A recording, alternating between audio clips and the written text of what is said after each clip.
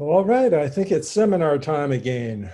One more seminar in the time of coronavirus. It's my pleasure to introduce our speaker today, Dr. Art Verhoef.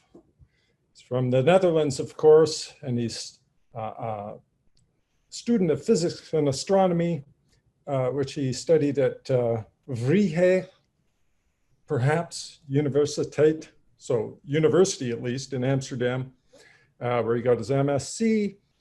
He did his Ph.D. research on improving the degree of control over high-power lasers and experiments on controlling electronic motion in atoms and molecules. Imagine that, in the group of Professor Klaus at the Max Planck Institute of Quantum Optics.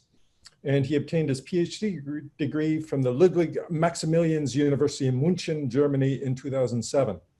From 2006 until 2015, Dr. Verhoef worked as a postdoctoral researcher and project leader at the TU Vienna on high field and attosecond physics. Attosecond, well, that's a small time scale, I expect, as well as on laser development projects. And then in 2015, Art started an independent research group at the Medical University of Vienna focusing on biomedical applications of ultra-fast lasers, faster than attosecond, I don't know about that, and development of novel multiphoton microscopy techniques. At the Medical University, his duties also included the teaching of several biomedical physics modules to medical students. Okay. After a few months period as visiting professor at the University of Panama, that's in Central America, Art assumed the senior R&D engineer position at Trilight Technologies GmbH, alongside his research activities on the development of advanced multiphoton imaging techniques at the TU Vienna. At Trilight Technologies, he was responsible for the development of the most compact RGB laser projectors for future augmented reality devices. So when you're playing your immersive games, you can thank Art for that. A year ago, Art joined the Department of Soil and Crop Sciences as part of the larger Biophotonics initiative in the College of Agriculture and Life Sciences. And it's our pleasure to have Dr. Verhoef here today to tell you about his research. Take it away, Dr. Verhoef. Thank you. You made my bio sound much more interesting than it really is. Let me see where, here is share, and then it will be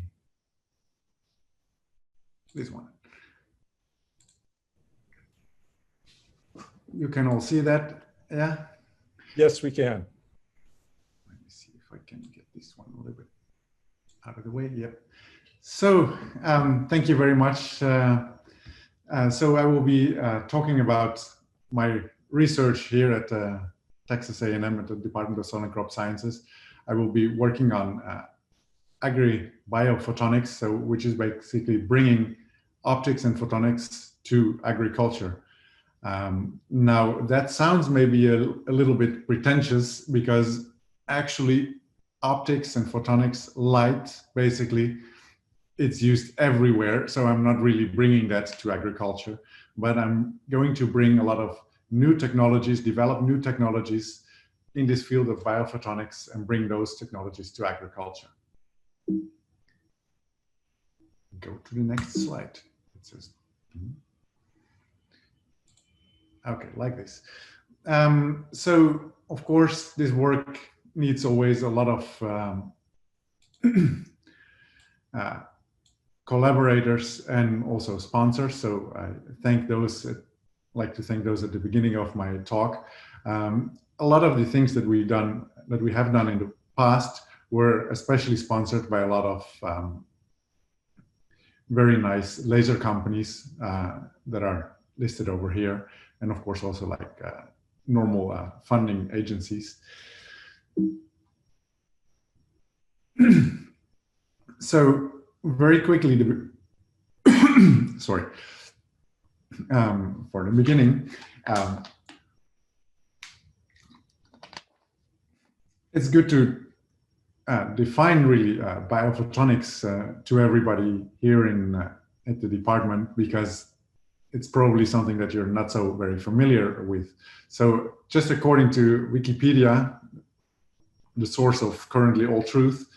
The development, biophotonics is something like the development and application of optical techniques, particularly imaging, to the study of biological molecules, cells, and tissue. Now, maybe the particularly imaging is a little bit too specific, but it really applies, applies very well to my work. I will be working very much in imaging. If you would put it even simpler, what is biophotonics? It is really just study and control biology, life, using light. So what I will be talking about today is, first, I will talk a little bit about optical coherence tomography. That's a technique that I will be starting to use over here and develop for use in agriculture. Also, some imaging and microscopy experiments that I will be working on.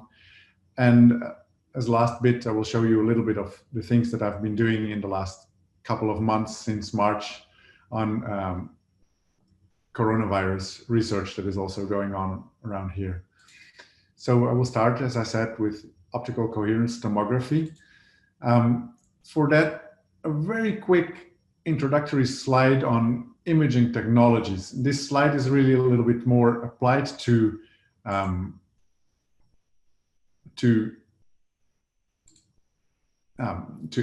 medical imaging technologies. So there is magnetic resonance tomography, magnetic resonance imaging that you might know about, computer tomography that is even a little bit applied also already to agriculture, but there are other techniques that are maybe a little bit better for those applications. Ultrasound, everybody knows about that very much. But if you want to have a little bit better spatial resolution, if you want to see more detail, you need to go and use optical techniques, such as I was saying, optical coherence tomography or microscopy.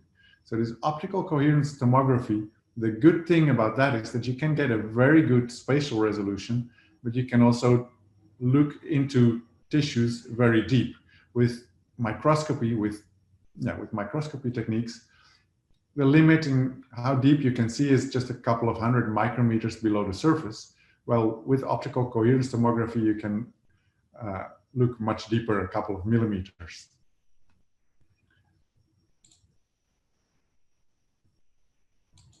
Yeah, now I need to tell this thing to have it to work like this again. So optical coherence tomography, as a little bit of an overview or a history of that, this is a very, very new technology, especially when you talk about it in a medical context, because this optical coherence tomography was developed really something like 30 years ago, and it has been adapted really, really fast in the medical community or in really for medical applications. So even before the year 2000, this was already being used for medical imaging, mainly for ophthalmology. And right now, it's really used like not as much as, for example, X-rays, but as a very big second point or second most used technology used for imaging. So tens of millions of OCT imaging sessions are being done per year. Strangely enough, it had not very much adaptation to other disciplines. So it's basically only used for ophthalmology, for measuring your eyes. And when you're getting older, maybe you will get also an eye scan where they scan your retina, and then the back of your eye where you can detect whether you get problems or not, and you can do very early diagnosis with that so that you can save your vision and will not get blind. Anyway, how does this optical coherence tomography work? It works very similar to ultrasound actually, but instead of mechanical waves, light electromagnetic waves are being used. So what happens? You shine in light and you look at how the reflections come back. That is what you do in ultrasound. You measure when the sound wave comes back. With light, you cannot do that because light travels far too fast. But you can use interferometric techniques to measure these arrival times. So how do you do that? How does this interference work? For example, if you have two identical wave packets and they come exactly at the same time, these two waves add up nicely together and you get constructive interference, so your wave gets stronger. When those waves do not arrive exactly at the same time, but slightly shifted, you can get partial interference. The wave is just not as strong. And then in the kind of the other extreme case, these two waves arrive with such a time difference that they're exactly in what is called opposite phase, where they cancel out each other, and then you get this destructive interference. So there is, instead of having two pulses or two light beams going together, instead of getting more light, you actually get absolutely nothing. So that's what an effect of interference, that you can get much more light or nothing when you add two beams of light.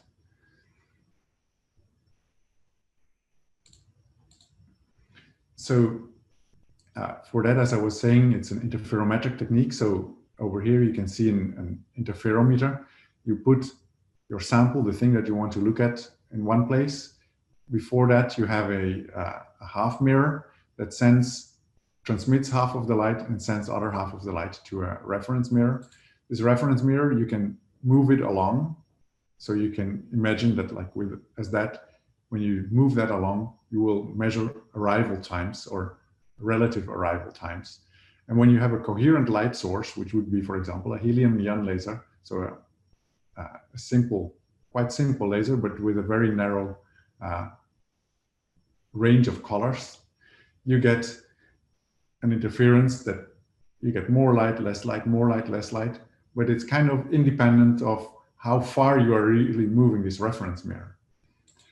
If you replace this coherent light source by a broadband light source, what happens is that this interference pattern, when you move the mirror far away, disappears, and it becomes only strong when the length of this reference arm and this sample arm are really close together. So using that, you can start measuring things, so that you can see over here, you have your light source, your reference arm, and you have the arm that, for example, goes for ophthalmology to your eye. And the light that comes back, you measure that on a photodiode. So you measure just how much the interference is working.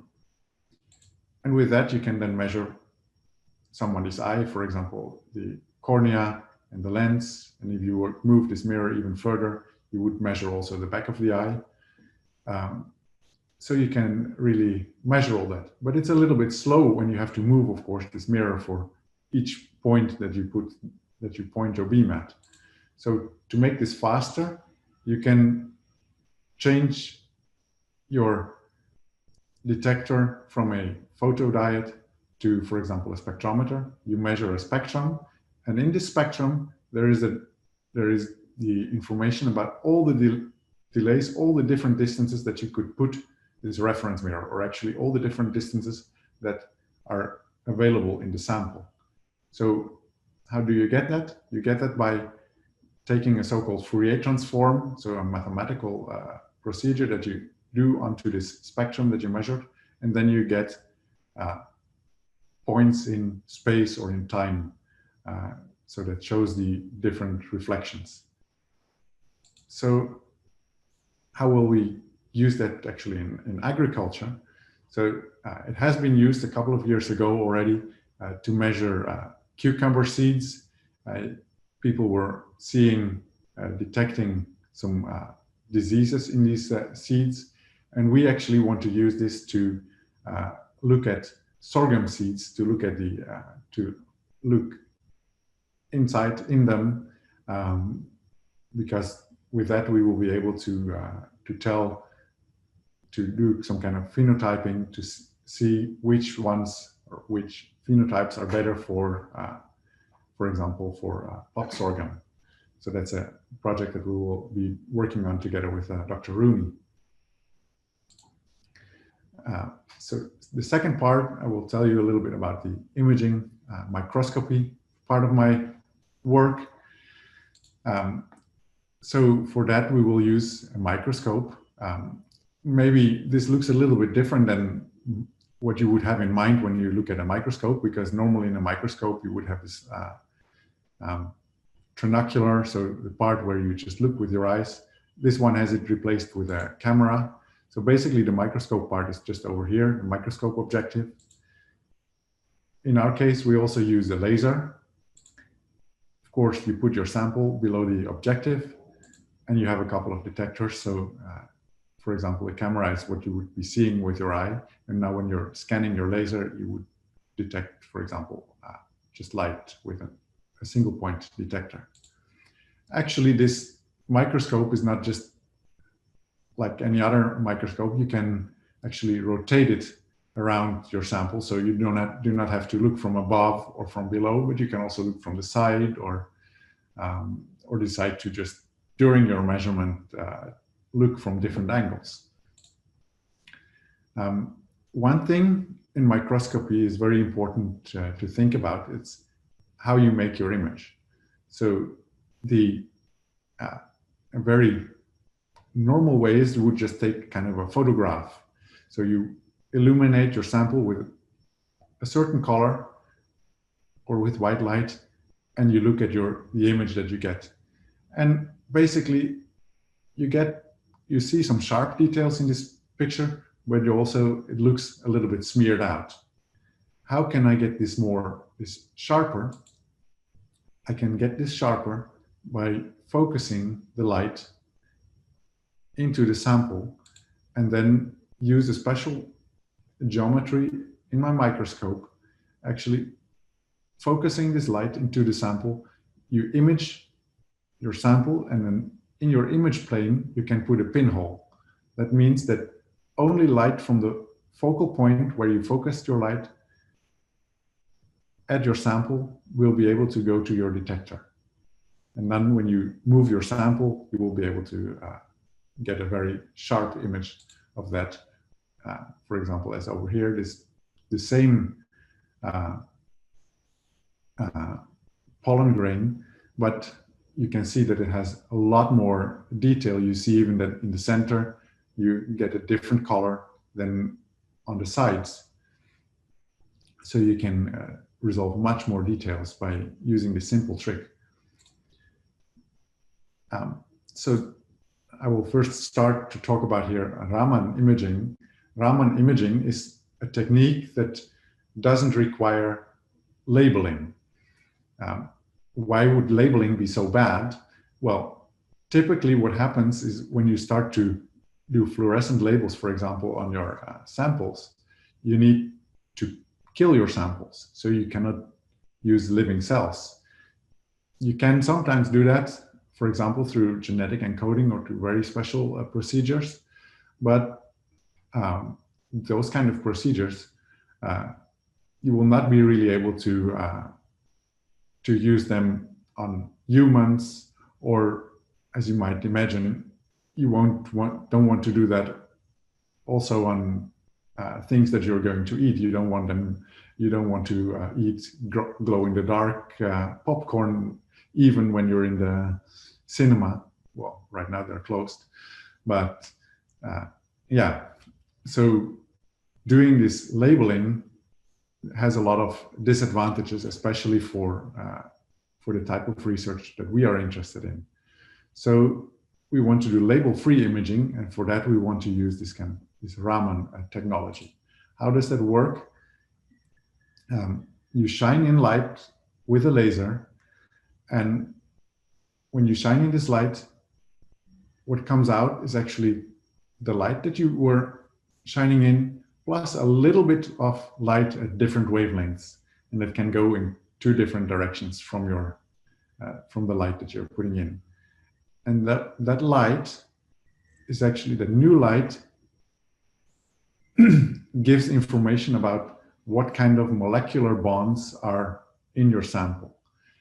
What happens is that it's called vibrational spectroscopy. Molecules are moved from for example, the ground state, their normal state, to a vibrationally excited state, and this is very different for different molecules. So it depends what kind of atoms are there in, how they are arranged, and so on. So with that, you will be able to identify what kind of substances you have in your sample. This spontaneous Raman scattering is a little bit inefficient.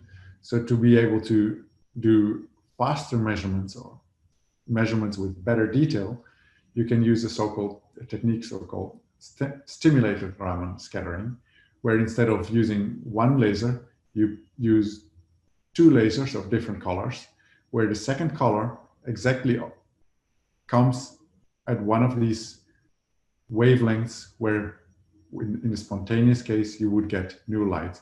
And in that case, you get this color amplified, and you'll be able to detect it with much more precision.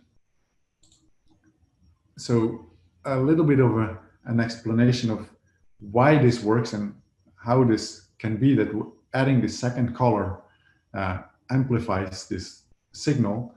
When you have two different waves and you add them together, two different light beams, and you add them together, when you add two waves together, you get this kind of ringing, beating of these waves. So you can imagine that as being somebody who is pushing a swing and pushes it all the time just in one direction, but continuously, that will be one laser. Then your swing will never start to really swing back and forth. But when you push it exactly every time when the swing comes back to you, the amplitude of the swinging becomes much bigger. So that's what happens when you add a second color, and the difference in color between those two lasers is exactly right. Then you're pushing your molecule exactly in the same way as your molecule would like to vibrate by itself. So you're pushing the vibration. You're helping it go along. So we can use this for imaging inside tissue. So over here, I show you a picture where we measured lipids, fat tissue in the ear of a mouse below the surface of the skin. You get these kind of glands that produce fat to kind of moisturize the hairs. And as you can see here, we could image exactly the places where this fat is being generated. Now in our lab, my lab, the microscope looks like this. It's quite a big machine. And over here, you can see there is exactly the most important part of the microscope, the objective and the sample. Now, when we move this objective a little bit more down to focus a little bit deeper into the sample, we will see the fat tissue that is right below the skin. So here you can see the fat content of the cells, the high fat content of these cells. Now you might think, why is that actually important for agriculture, this Raman microscopy? Well, as I was explaining before, right? Small molecules, you cannot label them. So your only chance to measure those is to use this kind of Raman technique. And one of the things that we're going to look at is a project on looking at plant physiology of photosynthesis. Photosynthesis is actually very important, of course, for carbon sequestration. And there are a lot of models around to calculate this, but all these models use or approximate leaves as a very one-dimensional thing, but actually leaves are not such a one-dimensional thing, and also the movement of carbon or carbon dioxide in leaves will not be going along a string. It can go in all directions. And a leaf is really a three-dimensional object. Even though you might think of it as a very thin sheet of paper, it has a three-dimensional structure. So this structure is really missing in all models that are around, but nobody is able to measure how the distribution of carbon dioxide will go inside the leaf, where water is evaporating inside the leaf. So water evaporates at places where, of course, there is an interface to air inside the leaf, and that's not just at the surface, but also inside leaves. So it's very important to see where actually water is evaporating.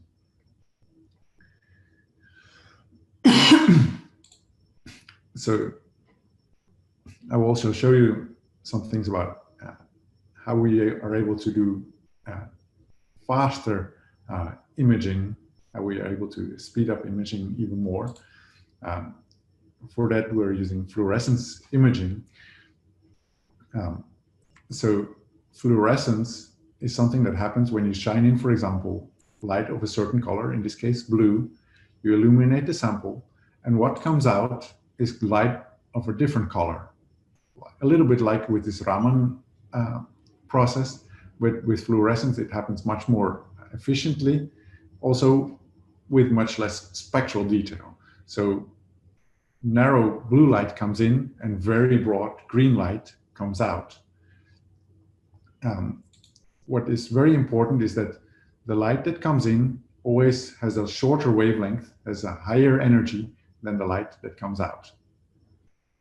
Now, as I was having on the slide before, multiphoton fluorescence imaging, what is that? So multiphoton imaging is actually you shine in very strong infrared light, for example, a pulse, and I put here already because of very strong 2 arrows. And what comes out is again green light. So this is light that comes out with a shorter wavelength as that I was putting in before, but still it is the same process really. How does that happen? That is because instead of absorbing a single photon with a very large energy, I absorb 2 photons with half the energy. And that's to be able to absorb these 2 photons simultaneously, I need to have a very powerful laser. Generally, a pulsed laser is what works best for that. But as you can see below here, also the advantage of this is that when I come with a single photon, where a single photon is enough to generate this fluorescence, I can focus into my sample, but I will generate fluorescence everywhere. So above and below and also in the focus. When I do this with 2 photons, the intensity outside the focus is not high enough to generate this fluorescence. So I only generate fluorescence at the focal point. So as I was explaining before about the pinhole that you need for confocal microscopy, such that you only, in this case, only get signal on your detector from the focus, you automatically get only signal from the focus when you use multiphoton excitation. So that has a lot of advantages.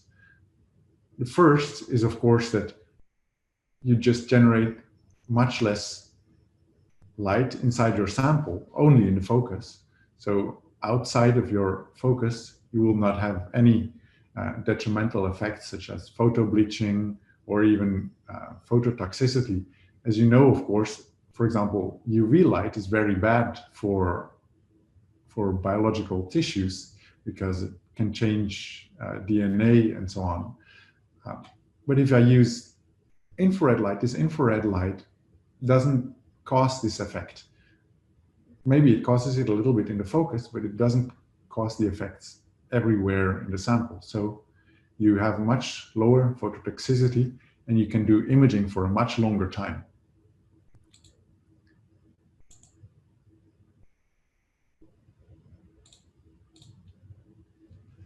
So for in vivo imaging, it is very important that you have this ability that you can image for a long time. And that also means that you would kill much less sample. And for example, when it's about animals, you would just need much less animals for your experiment. You will be able to repeat the same experiment a lot of times on the same sample or on the same animal.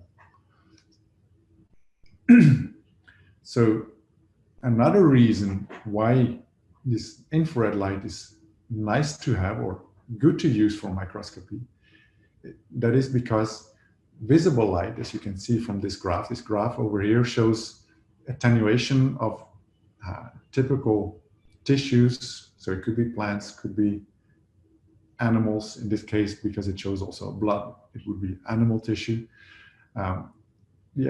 The higher the attenuation, the more the absorption or scattering, the lower the smaller the depth that you can have your light coming into this tissue, into your sample. So the smaller the attenuation, the deeper you can look into your samples.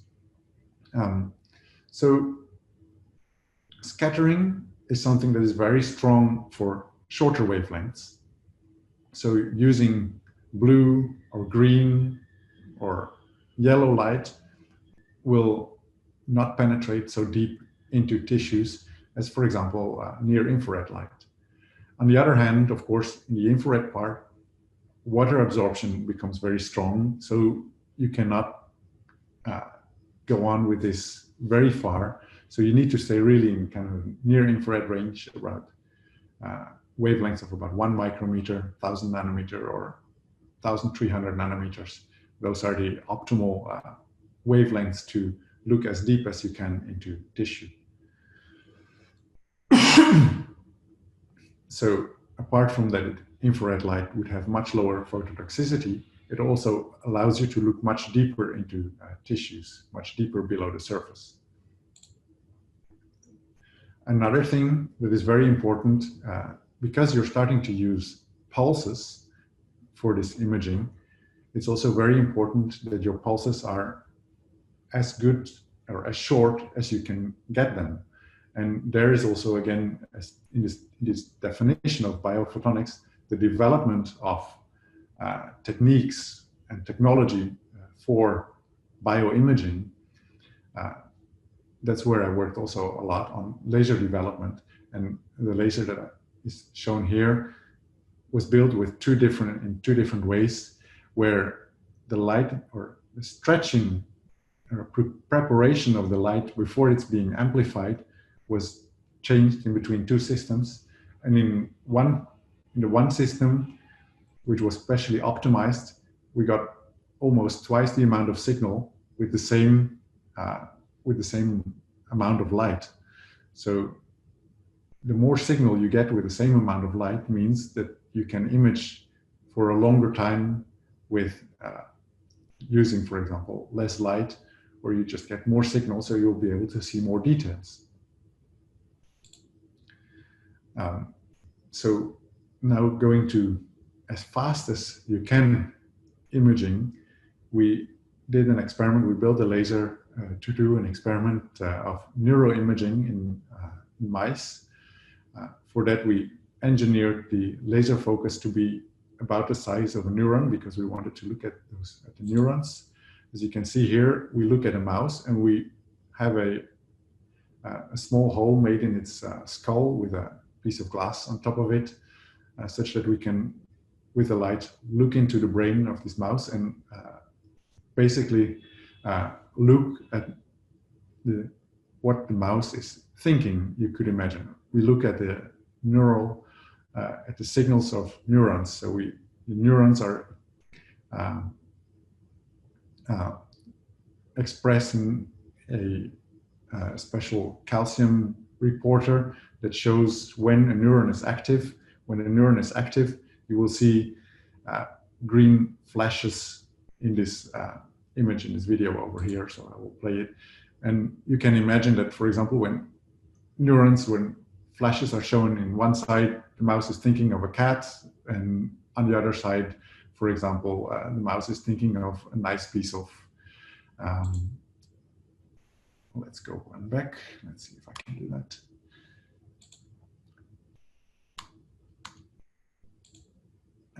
When you display it again, when neurons on the other side are flashing, the mouse thinks, oh, I'm safe. I can now eat a nice piece of cheese. So you can really see all the processes in the brain of this mouse. Now you might think again, what is this important for, or what is this relevant for in a Department of Soil and Crop Sciences? We are actually going to apply this to insects also. So to look into the brain of an insect, insects are much simpler. So instead of being able to look at only a part of the brain, as in a mouse, for example, in a fruit fly, we will be able to measure the entire brain, and we will be able to study, for example, how and why a fruit fly decides to go in a certain direction, and how it perceives in which direction it is going. So insects actually have a part of their brain which looks more or less like a compass, which really shows activity when it thinks of going into a certain direction or when it's actually going into this certain direction. And one very important part of the research that we will be doing is to also relate this to the magnetic field of the Earth. We will kind of simulate different Earth magnetic fields in the lab and then look at how this compass in the brain of a fruit fly shows the different magnetic directions that are going on. And why is this so interesting? Exactly because there are a lot of insects and animals that are able to travel a very, very long distance.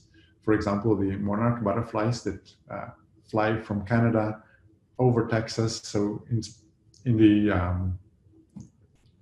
the fall, they will come here to Texas to watch a couple of Aggie games, and then they fly on to Mexico to overwinter there. And in the spring, over a couple of generations, they fly back to Canada. And how these butterflies are able to actually exactly each year fly exactly back to Mexico and go over Texas instead of going, for example, to Florida. People believe that this has to do with a sense that the insects or butterflies have, that they are able to sense the magnetic field of the Earth, and because of that are able to fly exactly in the right direction. And that's also the case with migratory birds, with turtles, and a lot of other animals. And even maybe humans might have this kind of sense. Not everybody, but some.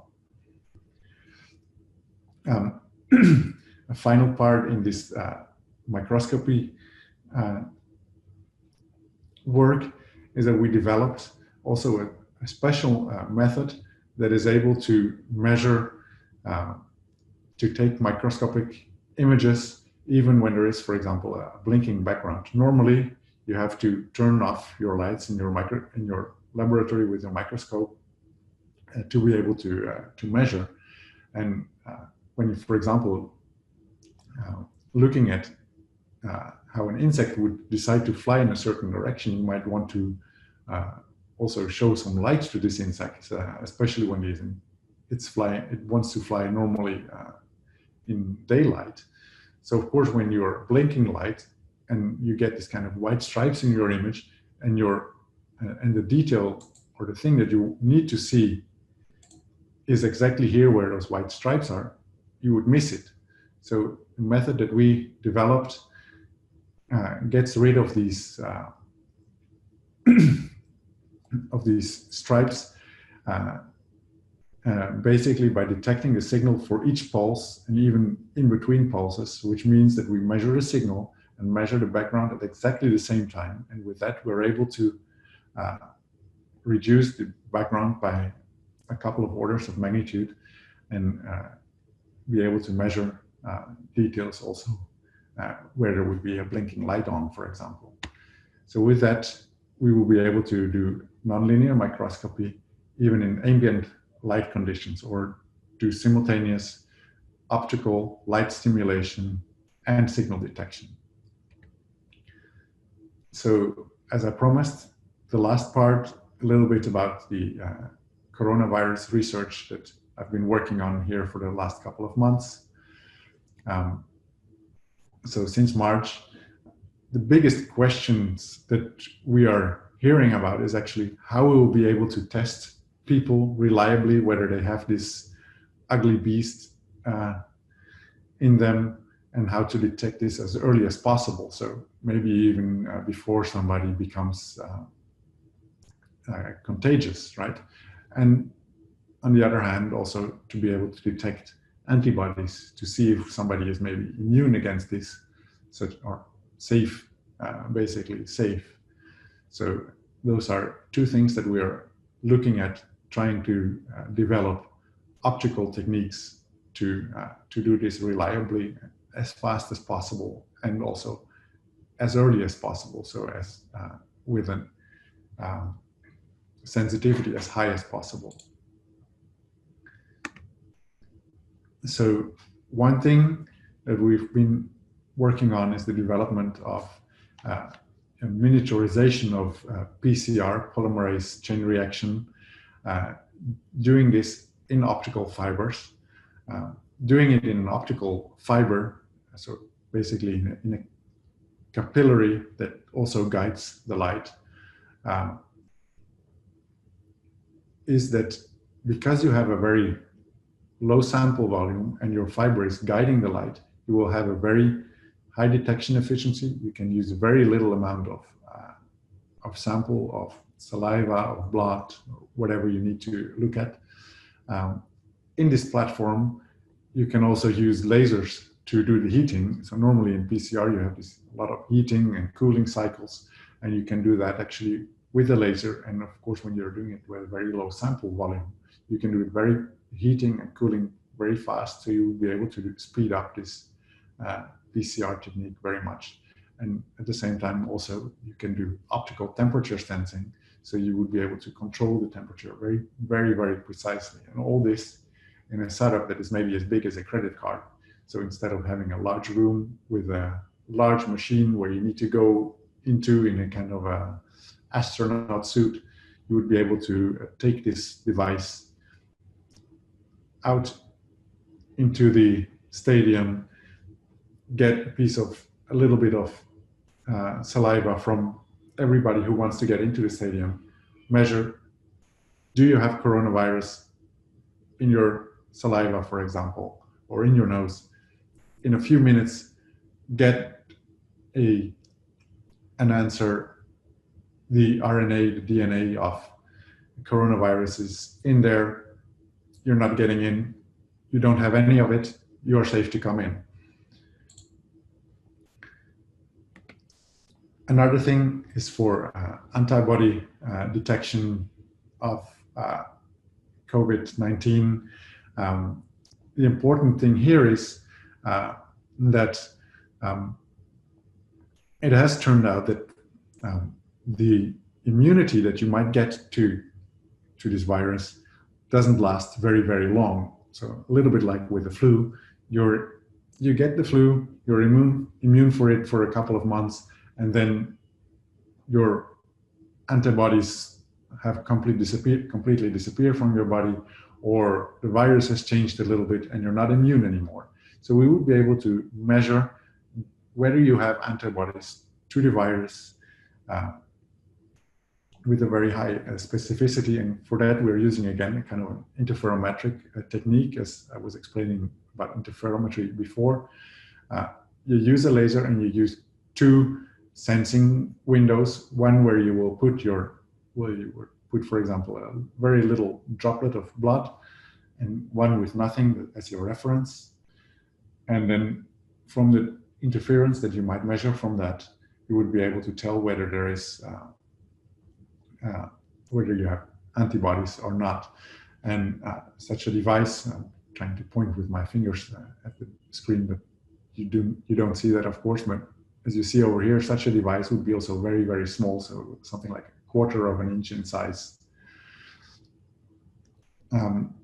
So for this, we found a couple of partners that developed already slightly before this pandemic started a technology that is able to do a coating over a so-called waveguide, so where light will travel through where these bluish lines are. That's where the light travels. And where it does a coating exactly only where the light will travel. So a normal coating would coat, for example, a special binding protein or an antibody all over the surface. And when there is just one antibody that you will be able, or that you want to detect, if it's not exactly on top of this waveguide that you're having in there also, you completely miss it. So if you're able to coat binding sites only on top of where the light goes, you will be able to catch whether there is maybe just even a single antibody around. So with that, you will be able to also have the most sensitive detection of this of antibodies to the virus. Yeah, and with that, I want to thank you for your patience and attention. Great job, Art. Very interesting stuff. Quite fantastical to think about. Questions for Dr. Verhoef? I do have a question here. Can you hear me okay? Yes, yes. Fire away. Okay, I have a question, and I'm curious about the part that you talked about sorghum. And I'm curious about how long does it take for you to sample each kernel? I mean, how long does it gonna take, and how many seeds can you scan? As I was pointing out before on that, right? Let me see to.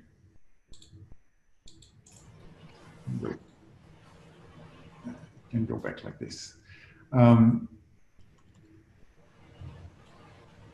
This technique, OCT, optical coherence tomography, is used very much in ophthalmology. So you can scan an eye in a matter of a couple of seconds, the entire back of the eye. So for the seeds, you would be able to also kind of scan a complete seed within less than a second or so. So you can do in minutes, you can do hundreds of seeds. Yeah. Okay, and just a follow-up question: how much would cost for a sample then? It's actually a quite cheap technology. So you can get, so for ophthalmology, of course, these devices become a little bit more expensive, but a laboratory optical coherence tomography device, you can buy it for a couple of tens of thousands. If you can scan tens of thousands of seeds, it costs $1 per seed. I see. All right. Thank you. Thank you very much. Good presentation. Thank you. Welcome. All right. I also have another question. Can that technology be used to study soil samples? In some ways, yes. Not, well, there are probably other technologies that are a little bit more appropriate for soil samples. You would think then, for example, of a technique called photoacoustic imaging, because especially soil samples would be very, very much more scattering, sending light around in all directions. So for a soil, you would not be able to look very, very deep, and or not as deep as you might want. You would be able to go maybe a millimeter or two with something like optical coherence tomography, and with photoacoustic imaging, you can go even to a couple of centimeters. All right, thank you. I also have a question. Oh, sorry. What's that? And that's fine. You go ahead. Okay. Thank you. I also have a question. So I think the Raman signal typically is kind of dominated by macromolecules like cell wall, perhaps starch, lipid. In your opinion, how useful would it be to look at metabolites, like much lower molecular weight molecules? Much smaller molecules. Yeah, like sugars. Right.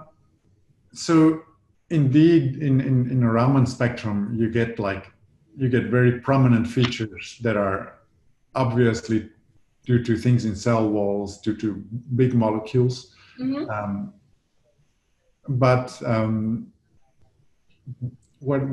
What basically is the case is that the Raman signatures of smaller molecules are like a little bit shifted away from that. Maybe not as high signal, but you will still be able to detect it.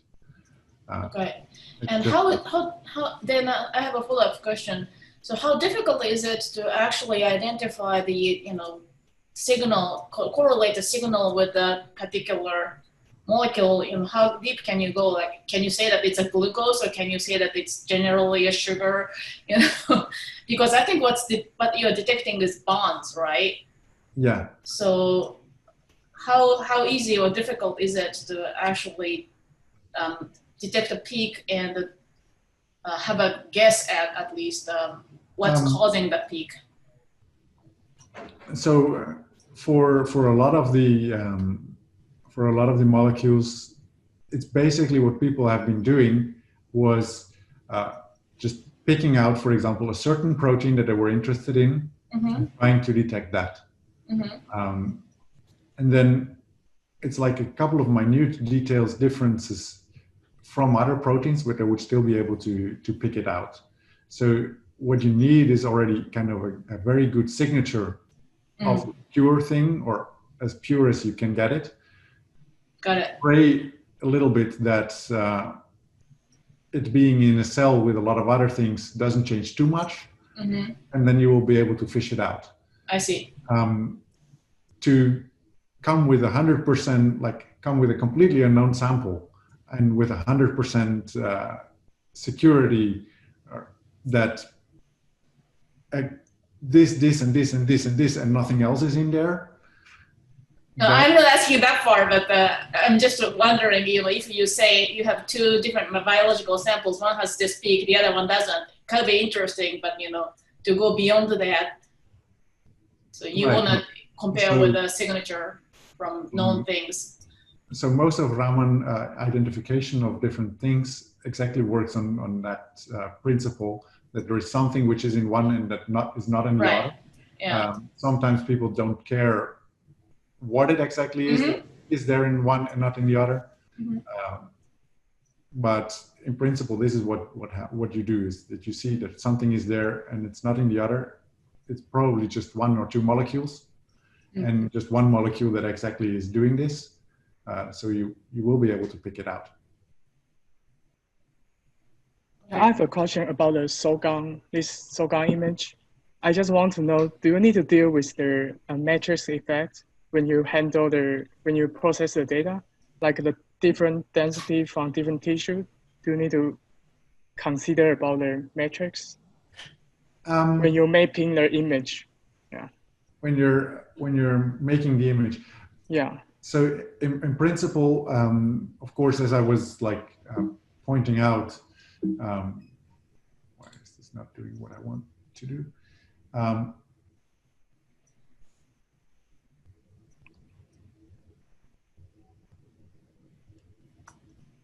It's kind of showing as kind of interferometrically at what time this light wave arrives, right? So if there is a very big difference in speed of light between different parts of the tissue, you would have to take that into account. Typically, those differences are very, very small, on the order of 1 in a billion or 1 in 10 million differences. So instead of something being a millimeter thick, it might be 909 999,999 nanometers, which is Okay. like 1 nanometer less. Okay, got you. And I have the other question about the mouse image. Because I saw the light source is from the top, right? How they build out a 3D image only from the top? Where is the detector? So, yeah. So what you do, right? I'll go a little bit forward.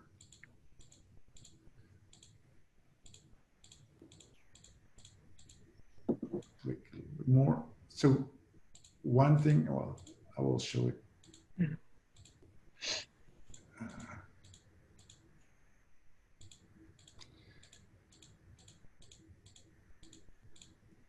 Here. So you can see here on the top, right? Basically, those are focusing objectives. Yes. So if I move the focusing objective down, okay, the focus will shift down. Okay, got you. And I look at another place. There are other ways also to do that by kind of shaping the light before the objective differently. Okay. Slightly focusing it before, slightly defocusing it before the objective. That will also move the focus up and down.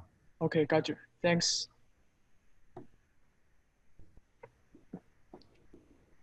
Other questions? Oh, I got one. Question. Oh, go ahead. Okay. Hi. Nice presentation. I would like to see. I would like to ask about the size of the sample. You were talking about seeds and leaves and the like, but what would be like the limitation of the size? For example, I don't know, fruit or something like that. So of course, with microscopy, you're looking always at like a very small volume, right? So you would look at never at the entire fruit with a microscope. It's like you wouldn't start to look at the moon with a microscope, right? You would like take a little sample from the moon and look at it with a microscope to get some ideas about what is there, but you would have like a small part of it. So also for like when you want to look into fruits, when you want the entire fruit samples, you will never start with a microscope. With seeds, that's why you would like to use optical coherence tomography to measure a complete seed, because that's about the size, that's about the optimal size for that technology. For example, for fruits, for example, an apple or a banana, if you want to look inside it with, well, a couple of tenths of micrometer resolution, you would, for example, start using, again, this technique that I mentioned before, photoacoustic tomography, where you can look much deeper. You lose a little bit of resolution, but you can look, again, much deeper. Oh, okay. And another question, and it has to do with a little bit with what Dr. Sakiko was mentioning about the molecules. I had the opportunity to see a Raman measurement of a starch. And what we wanted to see is amounts of amylose and amylopectin, for example. But the peak was exactly the same in both. So we couldn't actually differentiate properly between those two. So do you know, maybe just like a random question, do you know a way of seeing these two, or is just as general? Well, typically everything has several peaks, right? So you would just need to look at kind of, for example, there would be two peaks where one might overlap or might be at this exactly the same position, and one would be it's much lower in intensity but at a different position. If you can see those, then you can already do some identification. Yeah, so that's one of the ways to kind of try to disentangle them. Sometimes also you just need a spectrometer with a higher resolution or so. Oh, okay, thanks. Art, and this is Eugene. Excellent presentation. I have a couple questions for you now. The first one, actually, some of the audience already asked you more or less.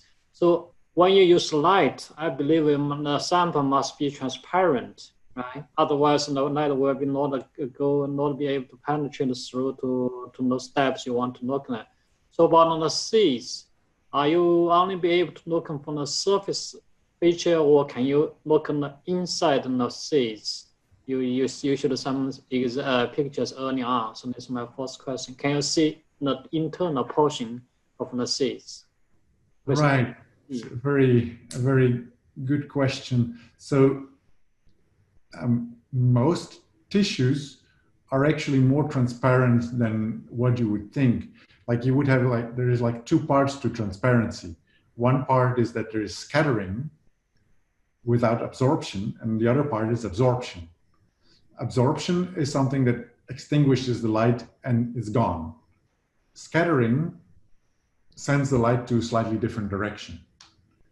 So for microscopy, scattering is something that's making the measurement a little bit limiting. You can tolerate a little bit of it, and with multiphoton excitation, so 2 or 3 photon excitation, each order that you go higher, you can tolerate more scattering and still keep a good resolution as long as you manage to put in enough laser power, enough light. So that's one part. Absorption, of course, is something that when the light gets absorbed, then it will just nothing will reach, no matter whether reach the part where you might want to look if it's too deep. So that's why, for example, with soils, you would have probably a very high scattering. Particles might not be really absorbing the light, but just scattering it very much, because basically what is in between the particles is, for example, air or water, but there is a very high difference in refractive index, which will make the scattering very strong. Then you would start using a technique that is very robust against scattering, which is, for example, this photoacoustic imaging. Light can scatter as much as it wants. A lot of it will still go down. It scatters 1 time, 2 times, 3 times. A lot of it still goes down, for example. And because of that, you can look with photoacoustic tomography, you can look a couple of centimeters within tissue. So you could scan your brain by illuminating it with, for example, near infrared light. You would be able to take an image of somebody's brain through the skull with all that kind of scattering around. So you would think that light is not going through, but it is actually. Okay, thank you. A second question related to your CAS imaging method now. When in your example, you show some lipid imaging at the wave number 2845 waves per centimeter now. This one is correspond to a CH band, like a CH vibration there. I think a lot of compounds will have this kind of CH band in this range now. So how can we be sure this lipid is not something else, not other organic compounds? Because a lot of organic compounds will have a band in this range, right? Right. So it comes down to how much resolution you at the end have.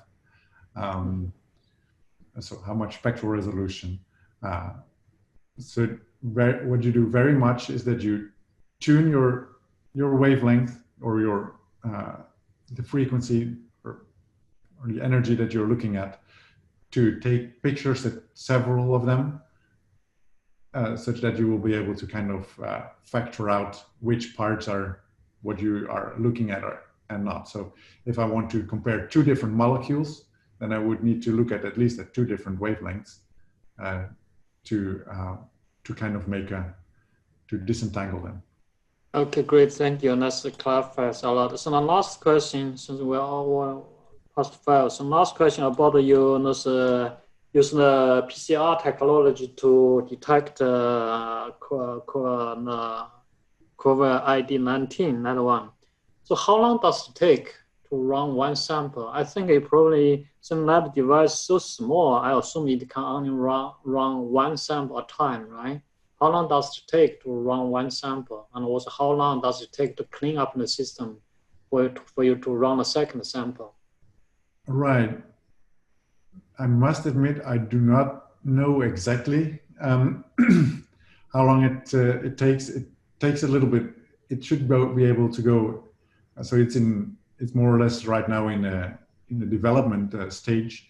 So, but the idea is that it's faster than normal PCR because you can do the heating and cooling cycles faster.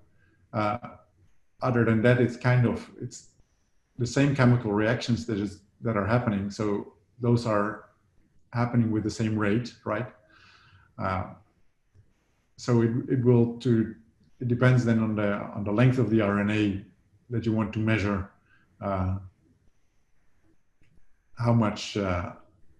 long you would really need,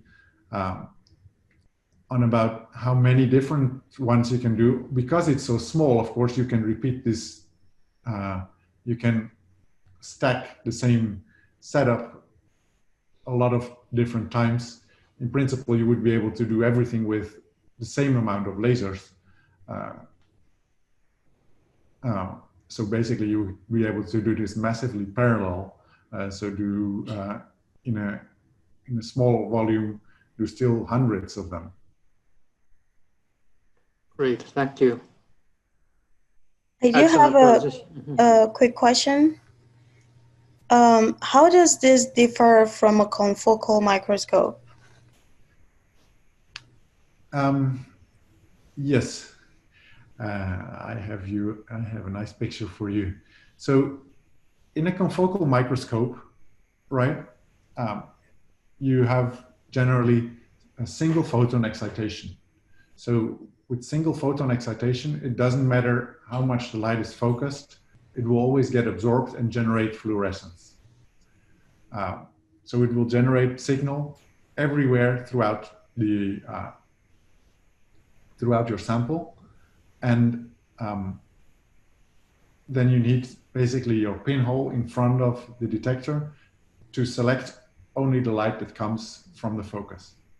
In multiphoton microscopy, the effect is that because it's two or three, generally two photons that are needed to be absorbed at the same time, it requires a high intensity, and the high intensity is only happening right at the focus. So instead of generating signal everywhere in your sample and using a pinhole to filter the light out that comes from the focus, you only generate light in the focus. I see. Great, thank you. All right, great job, Art. Are there, you can leave the meeting anytime, the seminar anytime, because we're not physically present in a room. So feel free to do so. But if there's more questions for Art, feel free to pepper him.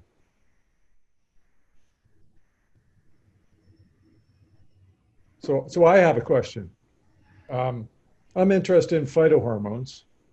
They're present at very low abundance. It's often the case that they're in the nanomolar range. Do you have any kind of imaging technique for me? In the nanomolar range, you say? Yeah. You want to see them in samples? So in a tissue, yeah. I'll say. Tissue. Yeah. So in principle,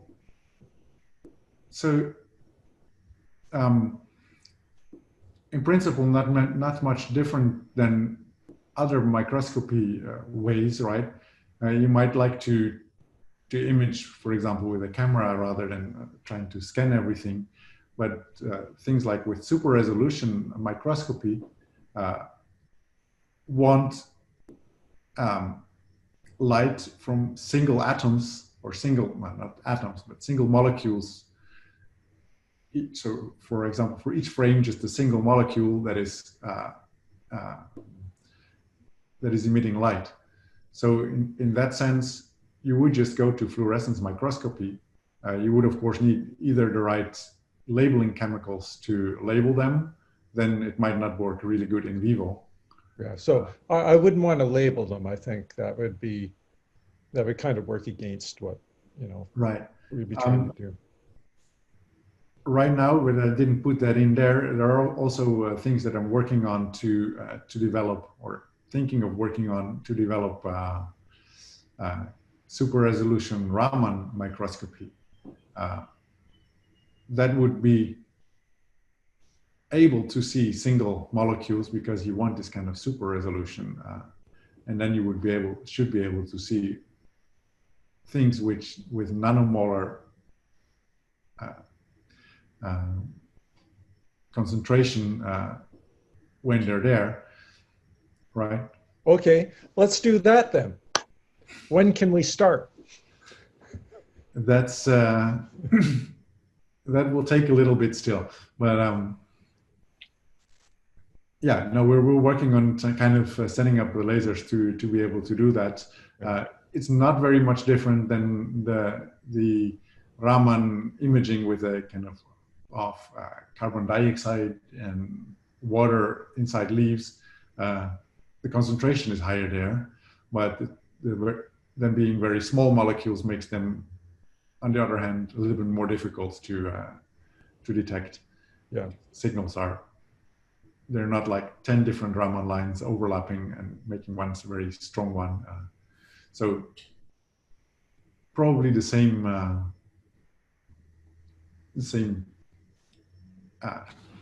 difficulties that you're going to face. okay, it sounds exciting. Sounds very exciting. Great. So Art, is your instrument up to running in your lab, or can we go to there, have a tour sometime, or you have an open house for us sometime? I'd love to. Okay. The second question, actually, I want to ask you, for those detecting the credit card size and those PCR technologies, what kind of lasers do you use? Do you need to bring a huge laser machine with you, or can you use laser diode to do this work? No, for this PCR, the ideas are to use to in the end use just single diode lasers, so they can be really, really small and really, really inexpensive. Yeah. Great, thanks. Thank you, Art. Thank you. All right, well, if there's no more questions, I'm going to end this meeting. Thanks again, Art. Thanks. Great talk.